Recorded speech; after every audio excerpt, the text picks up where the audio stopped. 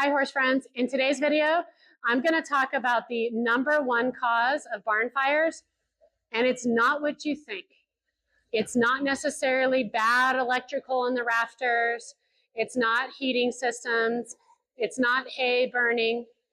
It is fans. If you look at this fan here, you will see the hay sucked into it. So hay gets sucked into the fans as well as dirt and debris. A lot of fans are open back, especially like box fans that people put on their stalls.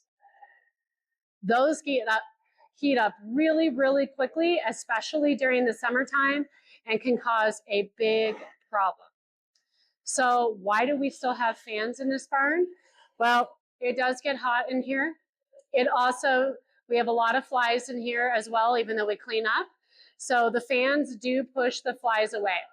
So for us, how do we mitigate these problems? Well, we turn off the fans when people aren't here.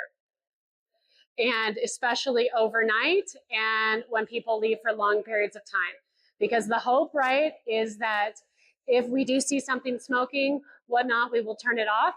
If you also notice, the fans are generally kind of attached by some sort of electrical like extension cord, and that isn't necessarily the safest option, right? But you know, there was a big barn fire back east, and unfortunately 43 horses perished in the barn fire, and it was due to the fans. Even though the trainers weren't that far away, they weren't able to safely get the horses out. So part of the problem there was that they didn't have paddocks on the outside of the stalls.